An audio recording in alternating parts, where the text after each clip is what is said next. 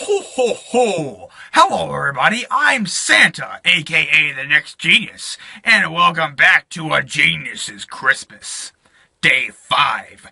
So today I am going to be reading How the Grinch Stole Christmas in my mommy voice from Turbo Dismount. So without further ado, let's go ahead and get started. How the Grinch Stole Christmas by Dr. Seuss. This might be annoying, but I'm gonna keep it anyway. Every Who down in Whoville liked Christmas a lot. But the Grinch who lived north of Whoville did not. Mommy? The Grinch... I can't do this. I'm just gonna read it in like a deep voice. The Grinch hated Christmas, the whole Christmas season. Now please don't ask why, no one knows quite the reason. It could be his head wasn't screwed on just right. It could be, perhaps, that his shoes were too tight. But I think that the most likely reason of all may have been that his heart was 2 sizes too small. But, whatever the reason, his heart or his shoes, he stood there on Christmas Eve hating the Whos, staring down from his cave with a sour, grinchy frown at the warm, lighted windows below in their town. For he knew every Who down in Whoville beneath was busy now hanging a mistletoe wreath. And they're hanging their stockings, he snarled with a sneer. Tomorrow is Christmas, it's practically here. Then he growled with his Grinch fingers nervously drumming. I must find a way to stop Christmas from coming. For tomorrow, he knew, all the Who girls and boys would wake bright and early, they brush for their toys, and then, oh the noise, noise! That's one thing he hated, the noise! Then the Whos, young and old, would sit down to a feast, and they'd feast, and they'd feast, and they'd feast. They would feast on Who pudding and rare Who roast beast, which was something the Grinch couldn't stand in the least. And then they'd do something he liked least of all. Every Who down in Whoville, the tall and the small, would stand close together with Christmas bells ringing. They'd stand hand in hand, and the Whos would start singing. They'd sing, and they'd sing, and they'd sing. And the more the Grinch thought of this Who Christmas sing, the more the Grinch thought, I must stop this whole thing.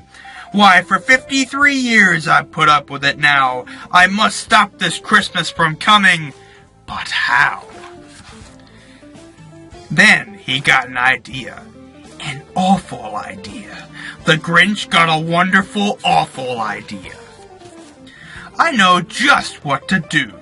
The Grinch laughed in his throat, and he made a quick Santa Claus hat and a coat. And he chuckled and chuckled. What a great Grinchy trick!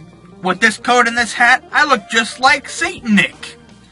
And all I need is a reindeer. The Grinch looked around, but since reindeer are scarce, there are none to be found.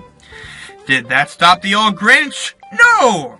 The Grinch simply said, if I can't find a reindeer, I'll make one instead. So he called his dog, Max. Then he took some red thread and he tied a big horn on the top of his head. Then he loaded some bags and some old empty sacks on a ramshackle sleigh and hitched up old Max. And the Grinch said, get up!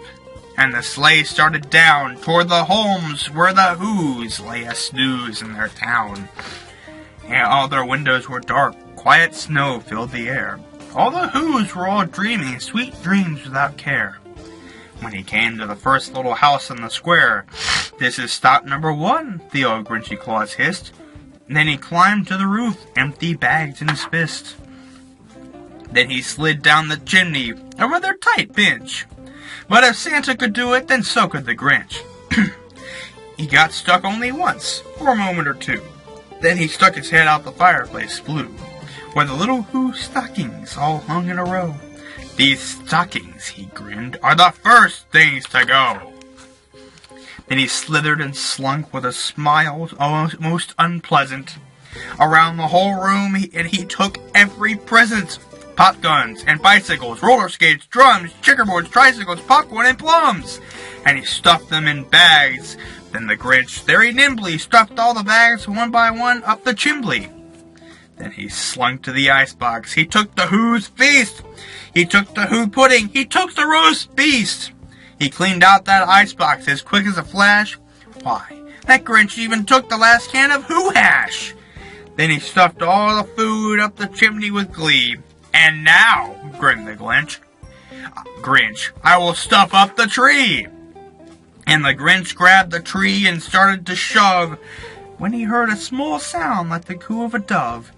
He turned around fast and he saw a small Who, little Cindy Lou Who was not more than 2. The Grinch has been caught by this tiny Who daughter, who got out of bed for a cup of cold water. She stared at the Grinch and said, Santa Claus, why? Why are you taking our Christmas tree? Why? But you know that old Grinch was so smart and so slick, he thought of a lie, and he thought it up quick. Why, my little sweet tot, the fake Santa Claus lied. There's a light on this tree that will light on one side. So I'm taking it home to my workshop, my dear. I'll fix it up there. Then I'll bring it back here. And his fib fooled the child. Then he patted her head, and he got her a drink and sent her to bed. And when Cindy Lou Who went to bed with her cup, he went to the chimney and stuffed the tree up. The last thing he took was the log for their fire. Then he went up the chimney himself, the old liar. On their walls he left nothing but hooks and some wire. And the one speck of food that he left in the house was a crumb that was even too small for a mouse. Then he did the same thing to the other Who's houses, leaving crumbs much too small for the other Who's mouses.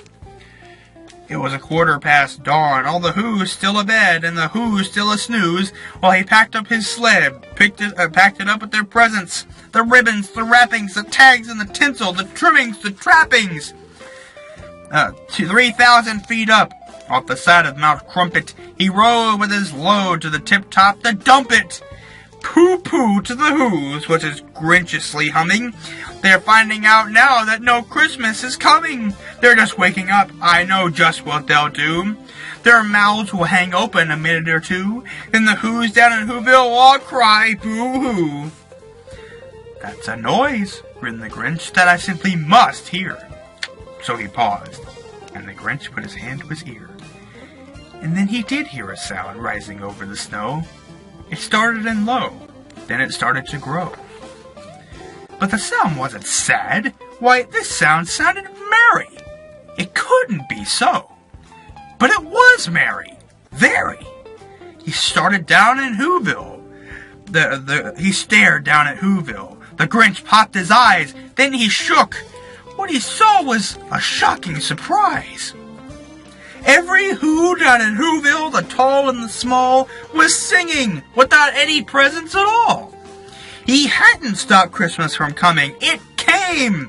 Somehow or another, it came just the same. And the Grinch, with his Grinch feet ice cold in the snow, stood puzzling and puzzling. How could it be so? It came without ribbons, it came without tags, it came without packages, boxes, or bags. And he puzzled 3 hours till his puzzler was sore. Then the Grinch thought of something he hadn't before. Maybe Christmas, he thought, doesn't come from a store. Maybe Christmas, perhaps, means a little bit more. And what happened then? Well, in Whoville they say that the Grinch's small heart grew 3 sizes that day. And the minute his heart didn't feel quite so tight, he whizzed with his load through the bright morning light, and he brought back the toys and the food for the feast. And he himself, the Grinch, carved the roast beast. Well, I hope you enjoyed me reading that story. I think I enjoyed it. My parents tell me I have a great voice reading stories, and I do if I do say so myself. And I kind of wore out my voice there because I was very energetic. So thank you so much for watching.